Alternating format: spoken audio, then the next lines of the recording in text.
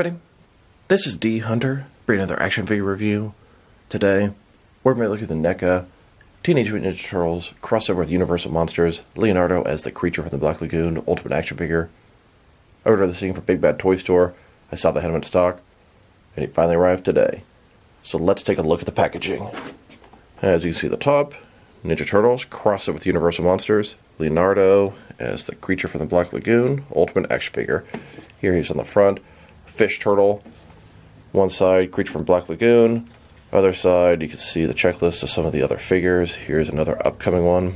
On the back side, here's a figure kind of in a movie poster. Bunch of different display options. It looks pretty freaking cool.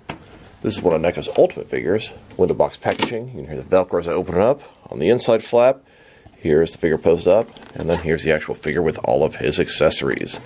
So with no further ado, let's open him up. Alright. Now that we got this figure out of the package, here he is with all his accessories laid out. He has quite a bit of cool stuff.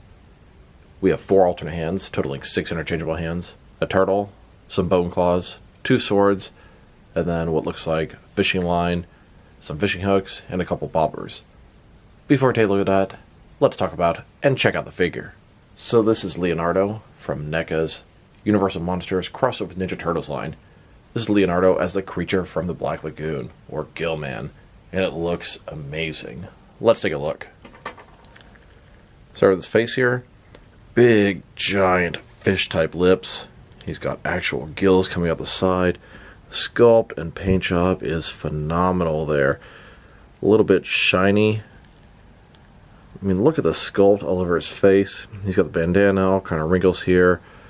He looks like a fish-turtle hybrid. That's exactly what they're going for. Look at the skin, the texturing, the paint all over it. Very well done. He's got the sort of fishing net all around him with hooks, bobbers, all kind of stuff. The hands are very webbed. Looks very interesting. Really nice job on this figure. Knee pads here. Looks like probably double jointed knees and maybe double jointed elbows as well. He's got the elbow pads, more sort of fins all over him. Looking tremendous. Even his feet, sort of fins, 2 toes, big claws. This guy looks incredible. What a good job NECA did with him. Even the shell, it's got sort of sea stuff all over it. Little fish bones, etc. Might be the best one in their Monsters line. Just looks so good so far. And a closer look at his face and head sculpt. Very well done. Sort of a turtle and a fish all in one. And then here's the figure, broken down as far as he can go, with all of his removable parts detached. Now let's check out his accessories. And let's start with his hands. He has a total of 6 of them, 3 right hands and 3 left hands. Here he is with his first set of hands. These are some relaxed hands. The webbing between the fingers is really cool looking. And here's his second set of hands. This is sort of a pair of claw hands. And his third pair of hands. This is a pair of gripping hands that allow him to hold his swords. Then we have these bone claws here. I'm guessing take the hand off, slide them on the wrist, put the hand back on. Primitive, sort of claw-like weapon. Here he is, with those claws attached. Not the easiest thing to put on, but not that hard either. And then his swords. Can't have Leonardo without a couple of swords. Now, it's got sort of a spear, sort of fishhook type top. Looks like it maybe is made of wood. It's got some wrap around it. And the other one here, it has similar wrap around the handle coming off. It's like a rope. And then it actually has a fish or piranha going through the blade. Pretty cool effect there. Here's Leonardo holding those 2 swords. And then we have this turtle. It's about the size of a turtle compared to him. It has black eyes, looks, I don't know, like a zombie turtle. Detailing's pretty nice. And then we have this, I don't know, sort of fishing line, a couple of fishing hooks, and a couple of bobbers. So the thing is kind of wound up, open it up, and it looks very similar to what's around the net here. So I kind of feel like It's supposed to be the same thing. And then we have these little hooks that you could potentially add on top of here. And then also add a little bobber.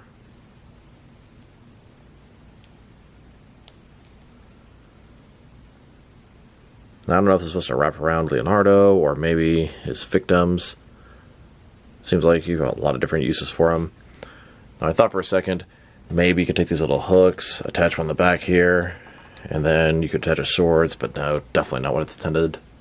Now that I've taken a pretty good look at both the figure and his accessories, let's check out his height. From bottom to the top of his head, standing at about 6.75 inches tall, which can translate to about 17 centimeters. These are 7-inch scale figures, but the turtles are a little bit smaller than an average man. And now for his articulation. Starting with his head, of course, you can rotate from side to side. You can look up and down about that much. You can tilt his head from one side to the other at least a little bit. He does have articulation at the top of the neck and at the bottom of the neck. Bandana does not appear to move at all. Shoulders, a ball joint, only goes out about that far, a little bit less than 90 degrees. Up, down, around. He does have, I believe, double jointed elbows. They have that separate piece between the bicep and the forearm, but the sort of elbow pad restricts it a little bit, doesn't allow it to go all the way in. It does have rotation both at the top and at the bottom. His wrists can rotate, and it is hinged as well. There we go, freeing it up. Torso is one solid piece. Doesn't even have a waist swivel or anything. Legs go out about this far. Ball joints. Legs can rotate independently of the ball at least a little bit. Then go forward. Really not much at all. The shell totally obstructs that. Back not at all either. I think it's double jointed knees, but they don't go back very far. The fins, the knee pad, very restricting.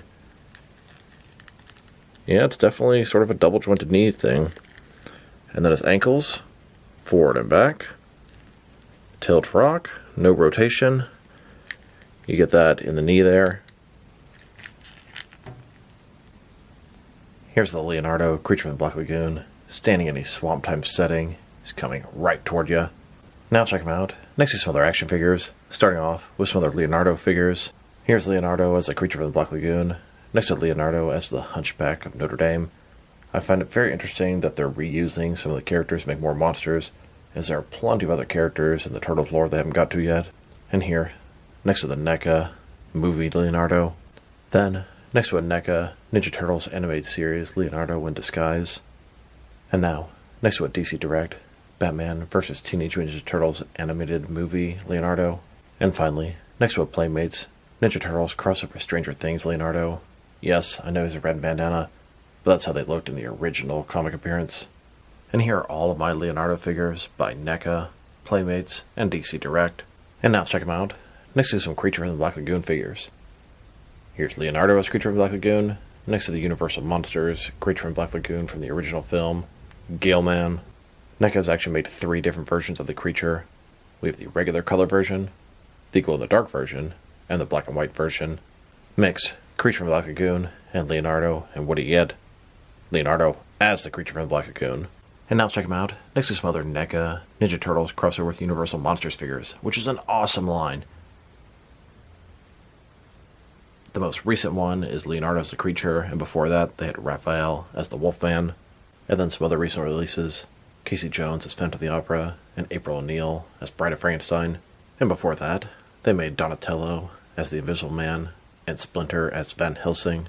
And here are some of the original ones to kick off the line. Michelangelo as the Mummy, Leonardo as the Hunchback, and Raphael as the Frankenstein's monster. Here's the entire NECA Teenage Mutant Ninja Turtles crossover with Universal Monsters line. There's some really cool figures. I'm surprised they haven't done Shredder yet. I fully expect to see Shredder as Dracula. What else do you guys think they can make in this line? What other Ninja Turtle characters can they cross over with various monster properties? Drop it down in the comments below if you have any ideas. I'm curious. I'm having trouble coming up with anything. I would love to see a foot soldier as some sort of monster army builder. Could be cool, could be dumb. Now let's check them out, next to some action figures from different various companies. So we can see how he fits in, both scale and style-wise, in case you know which lines you can mix him with. Since he's a NECA toy, they're typically the 7-inch scale. I'm going to start with my comparisons with some of the large action figure lines I collect, and work way smaller. But first, let's check him out with some of his NECA brothers. In front of you are 5 different action figure lines, all from NECA toys, all 7-inch scale. And now, with some Jack-specific wrestling figures, and some DST or Diamond Select toys. Here's the creature, next to a graham cracker, and here he is, next to some McFarlane and DC Direct figures. Then, with both some Mattel and Jazzwares wrestling figures. And now, with some Mezco and Mattel DC figures. Next, with some Mafex and Hasbro Marvel Legends. And finally, with some SH figure arts and some Jazzwares Fortnite figures. So overall, this is a really cool Leonardo figure. It's also a pretty cool Creature from Black Lagoon figure. Put them together, and this is what you get. NECA did a fantastic job on the figure. The paint job, the texturing, the sculpt, it's fantastic. It's quite limited in the articulation department, but you don't need a super articulated Creature from Black Lagoon, although a super articulated Ninja Turtle makes perfect sense. These accessories are plentiful, they're fantastic. The figure is just a real treat. I think he might be one of the best in the entire line. And this line is full of heavy hitters and home runs. They're all really, really solid releases. Great detail. But sometimes you ask yourself, what is the point? Well, the point is they're just damn cool.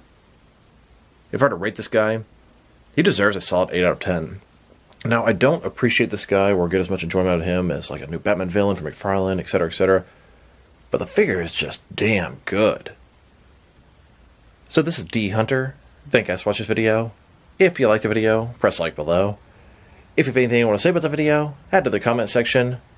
If you want to see additional action figure reviews from me, press subscribe. I do appreciate when you do that. Once again, this is D Hunter. Thank you guys for watching this video, and I'll talk to you guys real soon.